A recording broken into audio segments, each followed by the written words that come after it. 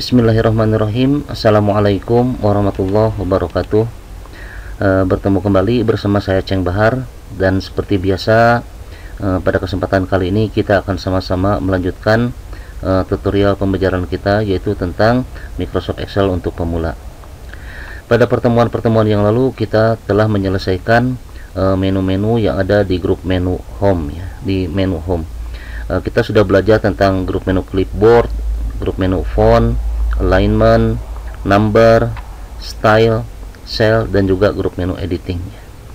Pada kesempatan kali ini kita sekarang akan melanjutkan pembelajaran kita tentang menu yang ada di menu insert ya. Untuk yang pertama di sini kita akan fokus ke pembelajaran tentang grup menu tables. Di sini ada table, recommended pivot table, dan juga pivot table ya. Akan tetapi sebelum materi ini saya lanjutkan, pertama saya ingin mengucapkan terima kasih kepada rekan-rekan yang telah subscribe, telah like, telah share, dan juga komen. Semoga rekan-rekan mendapatkan balasan yang terbaik dari Allah Subhanahu wa Ta'ala. Bagi rekan-rekan yang baru pertama kali gabung di channel ini, saya mengucapkan selamat datang, dan semoga rekan-rekan bisa mendapatkan manfaat ataupun faidah dari video-video tutorial yang saya buat. Dan seperti biasa saya ingin mengingatkan bahwasanya di setiap akhir video tutorial ini saya menyertakan juga link video-video terkait ataupun playlist dari video-video tutorial yang pernah saya buat. Baiklah rekan-rekan, kita akan mulai pembelajaran di sini. Sekarang kita akan belajar bagaimana cara membuat tabel ya rekan-rekan. Di sini saya sudah membuat rank ya, di sini tabel biasa. Untuk membuat pivot table sebetulnya bisa juga tanpa dibuat table terlebih dahulu rekan-rekan ya. Akan tetapi ada beberapa hal penting yang harus diperhatikan ketika kita akan membuat pivot table. Yang pertama, setiap kolom harus memiliki header ya. Header itu atau kepala atau title-nya ya. Di sini kita memiliki header dari sales ID, nama sales, area, kota, nama pelanggan, nama buah, tanggal, quantity, harga, dan total penjualan. Ini semua adalah header ya. Kemudian syarat yang kedua, tidak boleh ada data kosong atau baris yang kosong. Nah, di sini kita memiliki data ya rekan-rekan banyak ya. Nah, dipastikan data yang kita miliki ini tidak ada yang kosong. Karena kalau ada data kosong, maka pivot table tidak akan bisa dibuatkan ya. Kemudian yang syarat yang ketiga itu tidak boleh ada baris yang merupakan penjumlahan ataupun nilai total dari rank tertentu. Misalnya kita di sini memiliki angka 650. Nah, ini adalah misalnya penjumlahan dari sel-sel yang lain, maka itu tidak akan dikenali ataupun tidak bisa dibuatkan pivot table ya rekan-rekan. Baiklah, untuk membuat pivot table ya, kita tinggal mengklik menu yang ada di grup menu table ini. Kita klik pivot table. Nah, maka ketika kita klik pivot table rekan-rekan, di sini akan muncul sebuah jendela create pivot table. Nah, di sini di bagian pilihan choose the data that you want to analyze, di sini select a table or rank. Di sini kita dihadapkan kepada pivot table yang dia bertuliskan rank, yaitu dari B2 ini ya, sel B2. Sel itu adalah pertemuan kolom dengan baris sampai dengan K50 ya, K50 sampai bawah nih K50. Akan tetapi jikalau kita menggunakan rank seperti ini, suatu saat jikalau ada penambahan data ataupun pengurangan data dari yang kita miliki sekarang ataupun pergantian, maka dia tidak akan bisa direfleksikan secara langsung ya.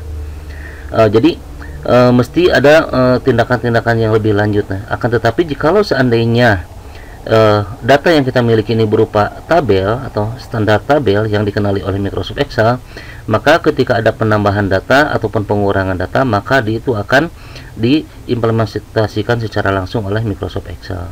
Jadi kita tidak akan kesulitan rekan-rekan. Sebetulnya bisa juga kita membuat seperti ini.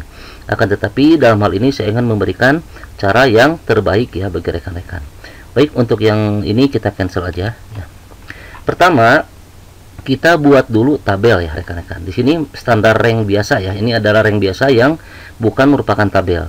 Cirinya bagaimana? Jikalau kita klik salah satu di antara sel ini ya, atau di blok semuanya, maka di sini tidak muncul menu desain ya. Akan tetapi jikalau kita seandainya klik setelah ini dibuat tabel, maka nanti akan muncul menu desainnya.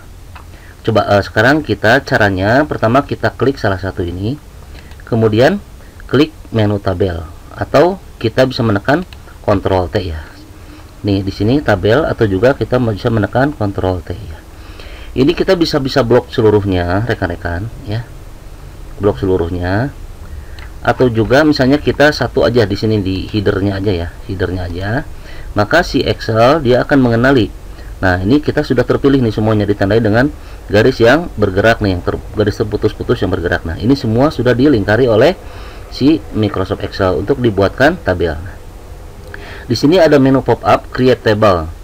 Di sini ada tulis Where is the data for your table. Nah kita sudah memiliki rank dari K2 ya sampai dengan B2 B2 sampai dengan K50. Kemudian jangan lupa di sini kita checklist My Table has Header. Setelah itu kita klik OK. Nah, maka di sini data yang tadi yang kita miliki ini sudah berubah menjadi tabel. Tandanya tabel di sini ada muncul menu desain ya rekan-rekan. Dan juga ketika kita klik desain di sini, maka di sini muncul table name. Nah, di sini saya ingin memberitahu kepada rekan-rekan bahwasanya untuk memudahkan kita, jikalau seandainya ke depan kita memiliki beberapa tabel, maka alangkah baiknya tabel ini diberi nama yang spesifik. Untuk dalam kasus ini saya akan memberikan nama tabelnya dengan tabel penjualan ya rekan-rekan. Oke, setelah itu tekan enter. Di sini di tabel style kita bisa menentukan pilihan-pilihan rekan-rekan. Rekan mau pakai yang mana silahkan, ini banyak sekali ya rekan-rekan. Nah misalnya kalau ini tidak mau ada warna-warni seperti ini, kita pilih yang non saja misalnya. Ini dia berupa seperti rank biasa, padahal ini adalah tabel. Kemudian untuk filter di sininya biar kita untuk menghilangkan ini kita bisa klik di desainnya, kemudian di sini filter buttonnya kita uncheck atau hilangkan checklistnya, maka dia akan hilang itunya tanda segitiga atau drop down listnya. Baik rekan-rekan, sekarang kita lanjutkan ya. Kita klik di salah satu tabel ini, kemudian kita kembali ke menu insertnya. Nah di sini ada dua pilihan rekan-rekan, ada recommended pivot table, ada juga pivot table langsung. Jikalau kita dalam tahap belajar, sebaiknya kita menggunakan recommended pivot table, karena dalam hal ini kita akan diberikan kemudahan ya untuk mempelajari pivot table secara lebih jauh. Nah kita juga bisa mengklik pivot table. Kalau rekan-rekan yang sudah mahir, mungkin di sini tinggal klik pivot table aja, tapi kalau di sini kita masih tahap belajar, kita coba untuk menggunakan recommended pivot table. Maka si Excel akan memberikan beberapa contoh pivot table yang kita akan gunakan. Di sini bentuknya seperti ini ya rekan-rekan. Nah, oke, sekarang misalnya kita pilih aja yang ini ya, yang paling atas nih. Setelah itu kita tekan OK. Nah, maka sekarang kita akan ditujukan kepada sebuah sheet baru. Di sini kita sudah memiliki pivot table di sini ya. Pivot table-nya sendiri namanya pivot table 4 di sini rekan-rekan, pivot table name. Nah, di sini kita bisa menggantinya ya, kita bisa mengganti dengan pivot table misalnya kan PT penjualan misalnya, atau PPT penjualan gitu ya, biar kita mudah mengidentifikasi rekan-rekan.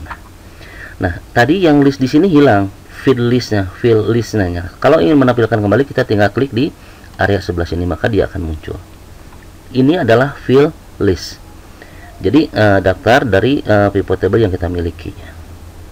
Tadi di bagian awal dijelaskan bahwasanya untuk membuat pivot table kita harus memiliki data yang ada headernya. Nah, header itu fungsinya di sini rekan-rekan. Di sini ada sales ID, nama sales. Nah, ini header yang tadi kita sudah buat dari awal.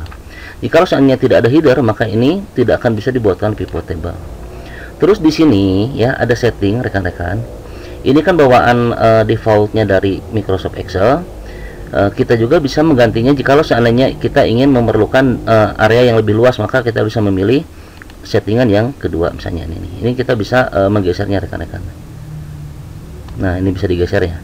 Nah ini tampilannya seperti ini rekan-rekan. Di sini ada pilihan filter, row, column, dan juga value ya rekan-rekan. Nah, jikalau ingin kembali ke yang menu yang tadi, tampilan yang tadi, kita tinggal pilih yang bagian atas. Ini juga ada pilihan yang lain rekan-rekan ya. Ini cuma ditampilkan header-headernya aja, field section only, kemudian area section only. Nah 2 by 2. Nah ini tapi kecenderungan rata-rata, nah ini ada juga yang lain rekan-rekan, tapi kecenderungan kita menggunakan antara pilihan 1 dan 2 rekan-rekan ya, antara itu ini dan yang pilihan kedua ini. Nah, sekarang anggap saja kita menggunakan yang pertama nih rekan-rekan. Kita geserkan lagi sedikit ya. Nah, di pupuk table ini kita sudah memasukkan di sini ada row label ya. Dia itu adalah berdasarkan area ya. Areanya kita memiliki data tadi Banten, DKI Jakarta, Jawa Barat. Nah, sekarang di sini di value di sini ada total dari keseluruhan penjualan ya rekan-rekan, dari quantity, dari total berat buah-buahan yang kita jual di area Banten, yaitu adalah 10.920, DKI Jakarta 5.500, dan Jawa Barat 9.800. Totalnya adalah 26.220 kg. Jikalau seandainya rekan-rekan ini tidak mau menampilkan jumlahnya, tapi kita ingin melihat rata-ratanya, misalnya kan rata-rata untuk area Banten berapa, untuk DKI Jakarta berapa, untuk Jawa Barat berapa. Nah, rekan-rekan bisa menggantinya di sini di bagian value ya. Di sini kan tertulis sum of quantity. Nah, kita ganti aja. Di sini kita pilih, kita klik yang drop down listnya ya rekan-rekan, ini yang segitiga kecil di sebelah kanan. Kemudian kita pilih value field setting. Nah, di sini rekan-rekan bisa memilih untuk misalnya pengen mengetahui rata-ratanya, maka kita pilih yang average. Nah, setelah itu tekan OK. Nah, maka di sini ditampilkan untuk rata-rata penjualan di area Banten itu adalah 546 kg. Di DKI Jakarta 550 kg, di daerah Jawa Barat 544,44 kg. Itu rekan-rekan. Nah, kita tadi menggantinya di daerah sini ya, di daerah sini di field listnya, tapi kita juga bisa mengubah di sini rekan-rekan. Di sini kita klik kanan ya. Klik kanan, kemudian di sini kita pilih value field setting. Nah, di sini kita bisa menggantinya, mengembalikan ke sum atau total dari penjualan gitu rekan-rekan. Oke. Nah, sekarang ini tampilannya seperti ini rekan-rekan. Nah, sekarang misalnya saya ingin menampilkan nama pelanggan, misalnya kan nama pelanggan di bagian baris. Nah, ini rekan-rekan tinggal klik ini aja, klik kemudian tarik dibawa ke area row. Row itu adalah baris rekan-rekan ya. Nah, maka di sini di area Banten, di sini ada tertulis nama-nama pelanggan kita nih. Ini data penjualannya, berapa yang mereka beli di DKI Jakarta ya. Begitu juga ini. Nah, kemudian misalnya kita ingin menambahkan nama buah, tapi di bagian kolom di sini nih biar kelihatan misalnya kan buahnya apa aja. Nah, kita tinggal klik ini kemudian pindahkan di area kolom. Nah, ini rekan-rekan ya. Ada apel, durian, jeruk, mangga, nangka, ini semua ditampilkan di sini. Nah, oke. Di sini, nah ini kan total dari keseluruhan nih, ada grand totalnya ya, sama kuantitinya ditampilkan. Nah, sekarang kita tidak ingin ini data total ini subtotalnya ditampilkan. Kita hanya ingin mengetahui angka-angkanya aja, biarin nanti grand totalnya atau subtotalnya ditampilkan di bagian bawah aja misalnya. Nah, untuk melakukan itu kita klik salah satu di sini, kemudian kita pergi ke menu desain di sini. Ya. Nah, kemudian kita di subtotalnya di sini ada pilihan do not show subtotal. Kita tidak ingin menampilkan subtotal, coba kita klik ini ya rekan-rekan, apa yang terjadi? Nah, maka subtotal yang di bagian atas dia dihilangkan ya. Nah, kemudian misalnya show all subtotal at bottom of group misalnya. Nah, ini berarti si subtotalnya itu ditampilkan di bawah nih rekan-rekan. Kalau tadi di atas ya, kalau sekarang di bawah. Nah, kemudian show all subtotal at top of group. Nah, ini adalah tampilan tadi yang pertama. Misalnya taruhlah ini kita tidak ingin menampilkannya, kita ditutup aja ya, artinya do not show all. Nah, kemudian untuk grand total, nah di sini grand total dia menghitung secara keseluruhan ya, dari atas ke bawah rekan-rekan. Untuk anggur, nah di sini dia totalnya itu 3000. Nah, kalau ingin misalnya kita tidak mau ditampilkan, ini bisa dihilangkan rekan-rekan. For row and column. Nah, ini maka grand total tidak ada di sini ya. Tapi kalau seandainya ingin ditampilkan juga, tinggal kita pilih. Di sini ada beberapa pilihan, ada 4 ya. Di sini on for row and column. Nah, berarti dua-duanya dinyalain. Untuk kolom dan juga untuk row ya. Seperti ini 950 itu adalah penjumlahan grand total dari untuk Bapak Aris Saripudin, apel dan mangga ini totalnya. Nah, kemudian ini yang untuk ke bawahnya rekan-rekannya. Kemudian misalnya kita ingin untuk on untuk row saja. Nah, berarti row-nya ini diaktifkan, sementara untuk yang kolomnya nonaktifkan. Nah, misalnya on untuk kolom only, nah berarti ini hilang ya, yang untuk row-nya, dan untuk grand total kolom diaktifkan rekan-rekan ya. Kemudian di sini ada pilihan lain juga untuk report layout-nya. Untuk layout, nah di sini kita bisa pilih rekan-rekan. Nah di sini kan in compact form. Nah tampilannya seperti ini ya. Kemudian misalnya kita ingin dalam report law-nya untuk in outline form. Nah outline-nya seperti ini kalau outline ya. Kemudian untuk tabular form, maka dia bentuknya seperti ini rekan-rekan. Nah ini kalau repeat all item label, nah di sini dia menampilkan semua. Nah saya ulangi ya. Ini rekan-rekan nih. Ini kan di sini ada baris kosong nih, baris kosong ya. Tapi ini tuh adalah dari kumpulan dari ini atau di bagian dari penjualan di daerah Banten. Ini kalau saya collapse, nah ini dia tuh akan ditutup ya, nggak muncul nama-namanya nih. Saya collapse nih. Nah nih. Kemudian kalau saya expand nih, saya perluas, kita klik yang tanda plusnya, maka dia akan muncul nama-nama ini. Kemudian di sini kita lihat bahwasanya di sini ada baris-baris kosong. Nah, kalau kita ingin menampilkannya juga, kita pilih yang report layout-nya, kemudian kita repeat all item label. Nah, label ini maka dia akan dimunculkan semuanya rekan-rekan. Nah, kemudian untuk blank row di sini, nah ini kita menambahkan ini kita kembalikan dulu ya, do not repeat all item. Kemudian blank row, coba kita klik. Nah, di sini untuk pembatas di antara area yang tadi Banten, DKI Jakarta dimasukkan atau diberi satu row sebagai pembatas di antara masing-masing area penjualan.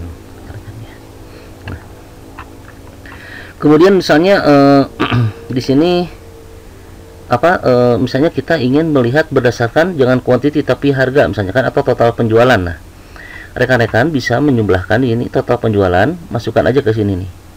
Ingin mengetahui DVO-nya total penjualan nih. Total penjualan Bapak Aris Saripudin itu nah ini harganya ya, total penjualan. Di sini kan dia angkanya ini yang untuk sum of quantity kita nah, rekan-rekan, ini untuk sum of quantity kita akan hilangkan dulu dari sini. Bagaimana cara menghilangkannya? Kita tinggal tarik ini, kemudian buang keluar ya, maka dia akan hilang ya.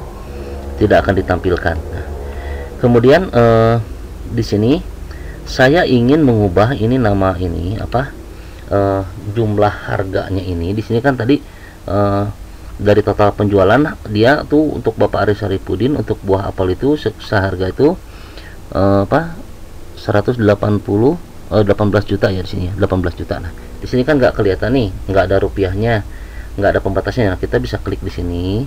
Kemudian di sini ada pilihan nih, ada format cell dan number format.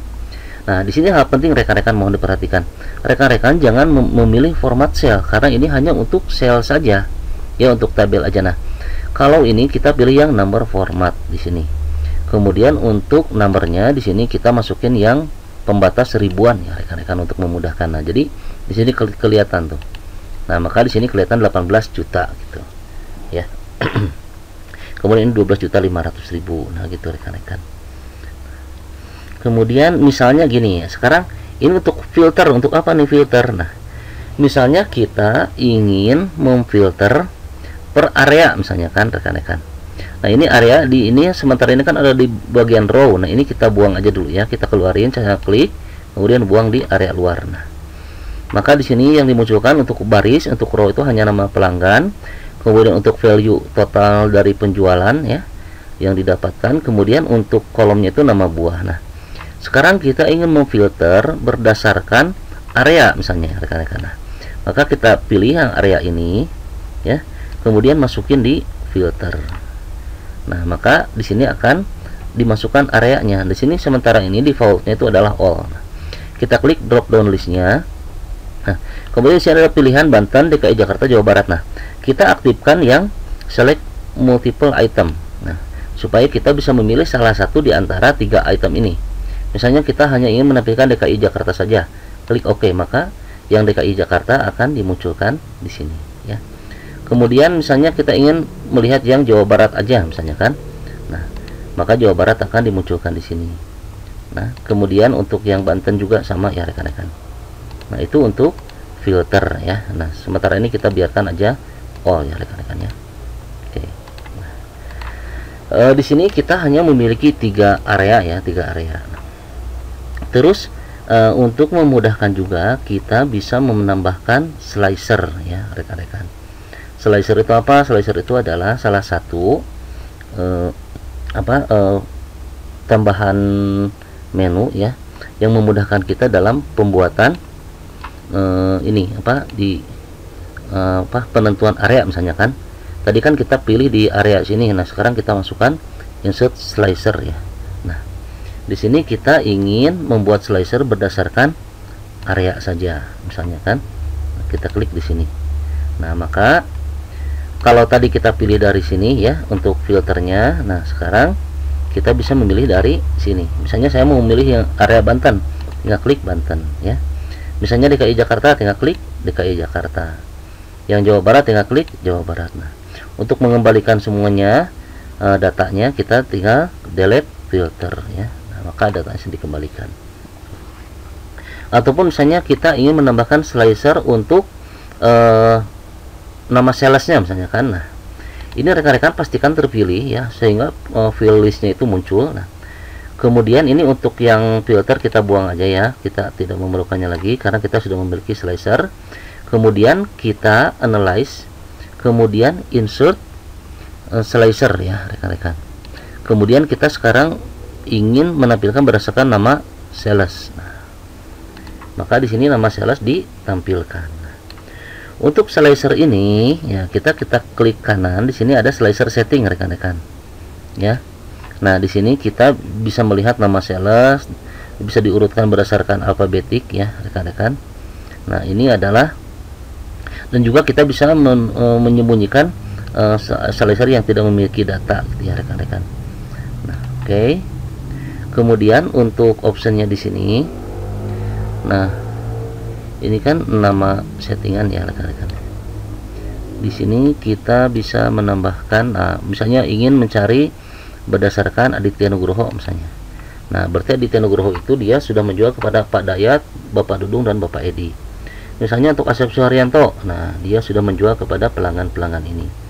Hilman Kurnia juga sama, Dian Pratama Yudi juga sama. Nah, untuk mengembalikannya kita tinggal aktifkan clear filter atau Alt plus C gitu rekan-rekan ya.